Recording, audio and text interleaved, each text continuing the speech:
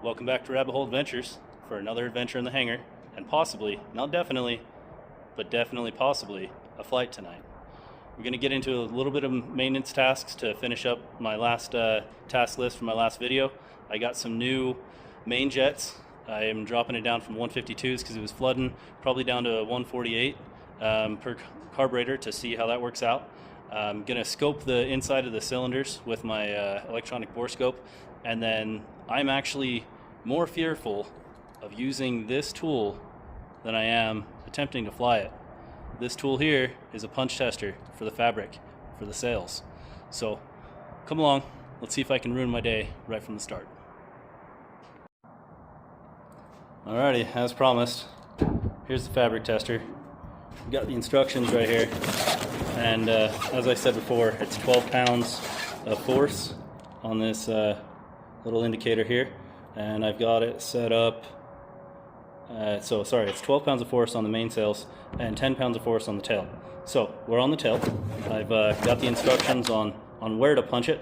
So on the tail it says right there. Cool. So we're roughly right there ish, and I actually tried this punch tester on my hand and it about failed. This thing freaking hurts. If you look, that's how much just about how much force, and that thing about stayed in my hand. I don't even want to do this. This thing is sharp. Can we just punch test it with the rubber nub that came with this thing?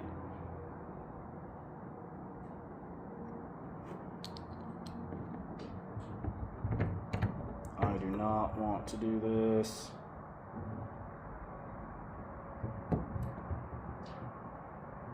Oh, you can't even see. Let's fix that. Check this out though. I'm pretty stoked. I'm gonna move off that spot because that scared me. I don't want to do it in the same spot. Check this out. We're going to match this O-ring with this little edge there. Here we go. Ooh-wee. That hurt my wing a lot less than my hand. Not so scared to do that anymore, but I still don't like it. Well, the tail's safe. Let's move over to the wing. Alright, here we are on the wing. If you could only see how I got my phone held up. It's got a magnetic case and it's stuck on a freaking carb cleaner can. Alright, I'm going to go with about right there. I swapped it up from 10 pounds to 12 pounds on the little indicator. Here we go.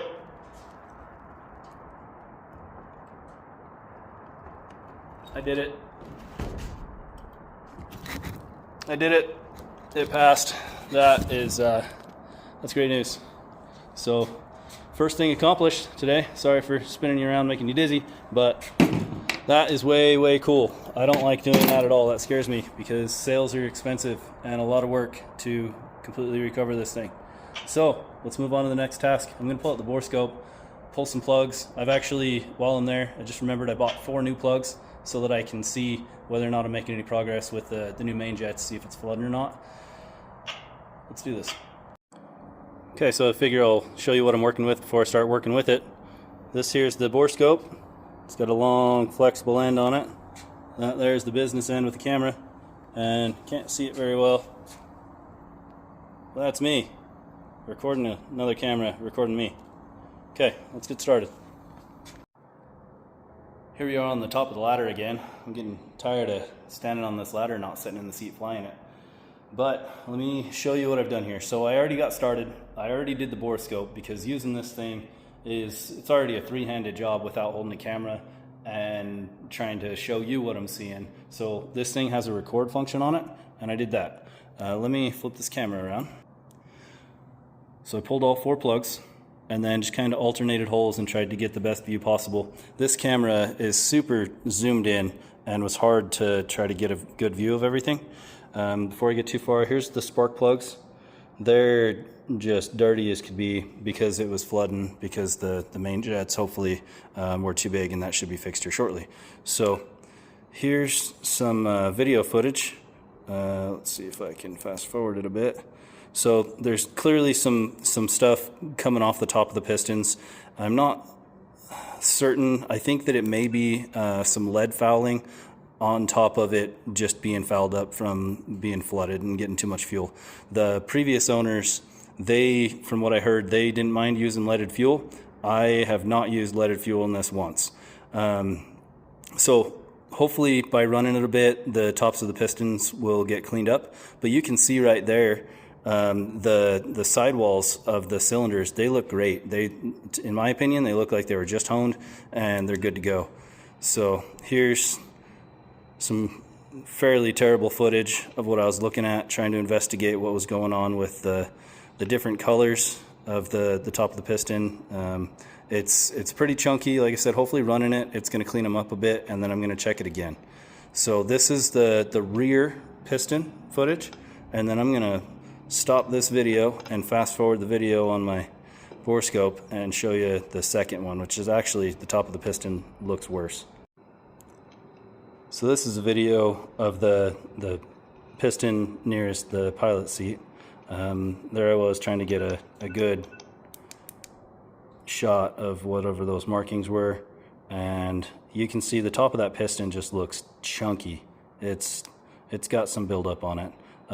There's no striations, no scarring or anything in the cylinder walls. They look really good to me. So that's more or less the results of the Borescope. Looks good, except from the top of the pistons. I'm going to run it with the proper fuel mixture, fuel getting into the engine by changing out those main jets, and I've got some new plugs that I already gapped. Let me show you that real quick. Okay, so doing this by the manual and on the manual. The spark plugs are the NGK BR8ES. They're the resistance plugs that should help with any RFI with radios and whatnot from my research. And they are the fixed top, if you can get a good view of that. Yep. They're not the screw-off caps, because those can be problematic with an engine that vibrates a lot, and it needs to be reliable. So I went and I gapped it with this guy here. The specs were, sorry, not showing up very well. Okay, there you go. It was 0.015 to 0.2, and so I kind of split the difference. That was a recommended gap from my research, so that's what I used. They're really small gaps on these things, but yeah, that's that. I'm going to go ahead and get these spark plugs installed and get everything buttoned up.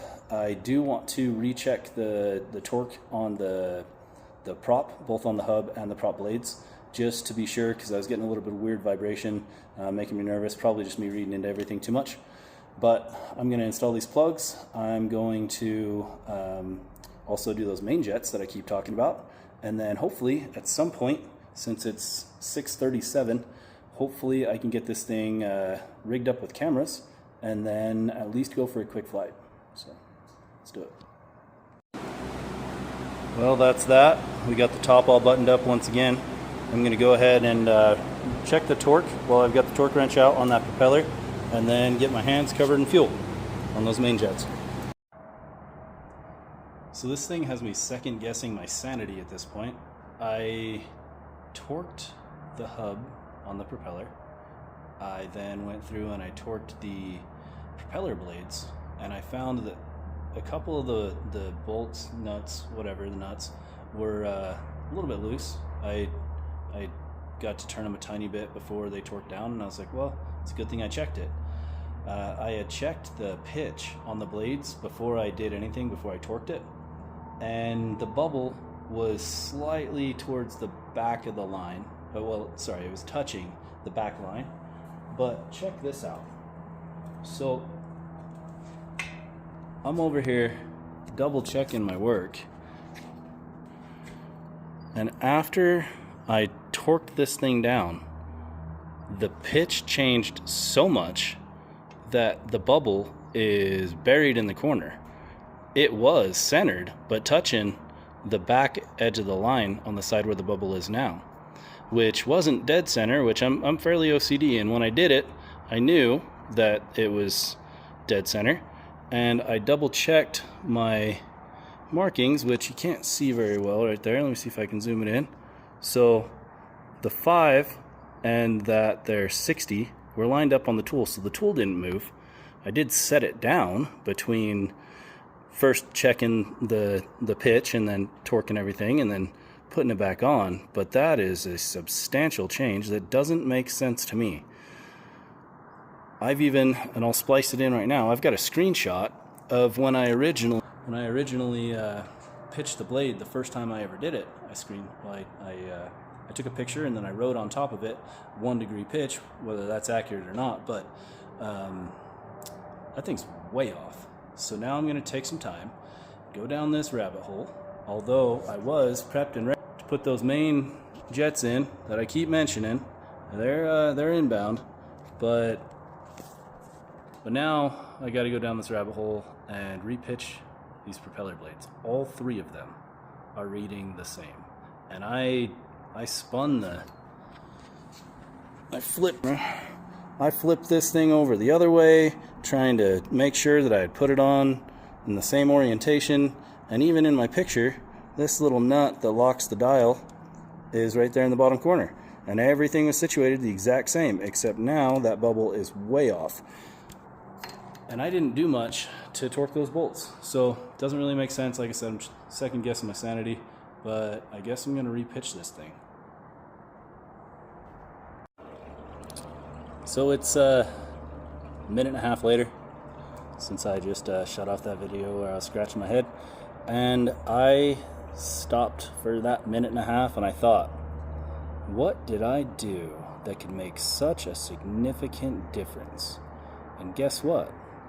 I wanted to double check that pitch, but I had started preparing to swap those main jets.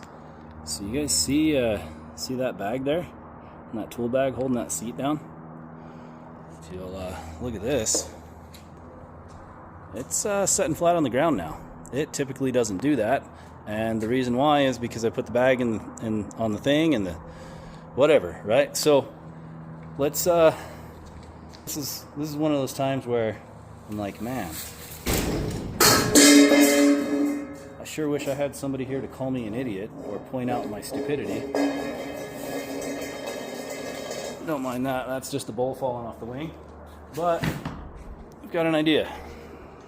Now that I have pulled that bag off and not done any additional work to this prop like I said I was going to do. Let's look at that.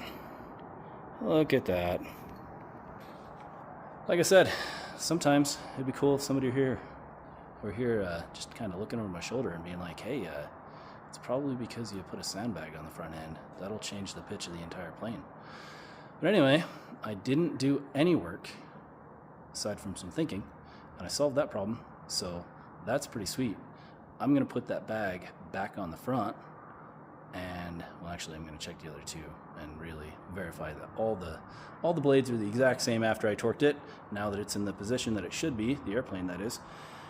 I'm going to double check that, and then put that bag back on the front, and then I'm going to do those mains. Well, I wish that I could say that no fuel was spilt and no cuss words were said, but I pulled that first bowl off, and it fell out of my hands, it fell into the metal bowl, splashed fuel all over the wing.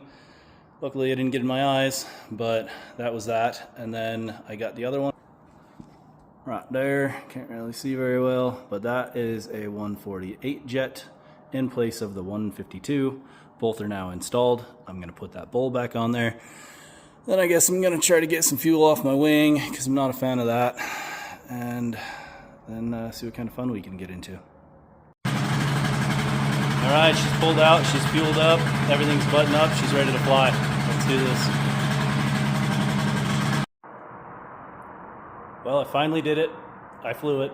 I did one lap around the pattern. There was another Skyhawk that was doing some pattern work as well, and I didn't want to be in the way. And with it getting dark, my nav light up top there is burnt out, but I've got one in a box over there. So I might try to add that tonight just in case I get into another situation like this.